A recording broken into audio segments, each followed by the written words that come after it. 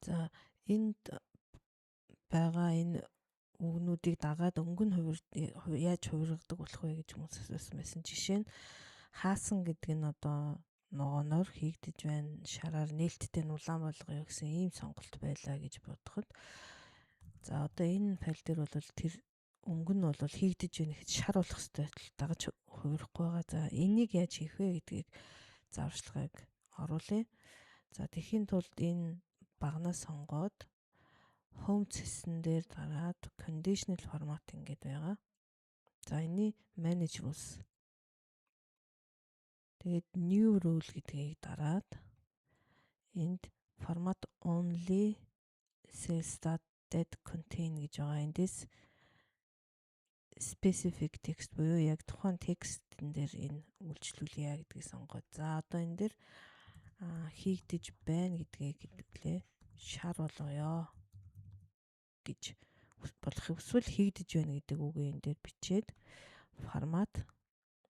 За арын фоныг нь бол хараар үсгийн өнгийн шараар болгоё гэж сонгоод ийм болж байна. За одоо энэ дээр бол яг ямар үедээр харагдах вэ гэдэг нь харуулж байна. За энийг окей гэдэг. За дараагийнх нь сонголтыг хийж өгнө.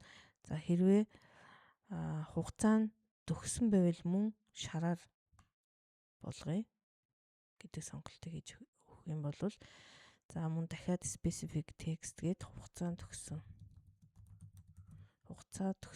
За энэний өнгийг арай өөрөөр болгоод үзье. За фонтын нь бол арын background-ыг хараар за үсгийнх нь өнгийг за цэнхрээр болгоод өгчээ. За окей. За дараагийнх нь new rule дахиад нээлттэй гэдгийг оруулж өгье. Specific text нээлттэйг за улаан хар суурьтай улаан өнгөөр текстийг оруулж өгье гэвэл ингээд оруулаад өгчин.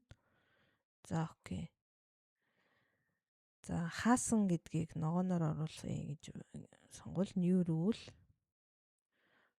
format only cells that contain specific text хаасан.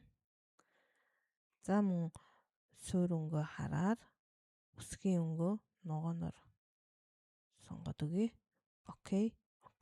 За ингээд энд бидний өссөн дөрвөн сонголт дөрвөлэн харагдчихээн. За ингээд энийг apply хийхээр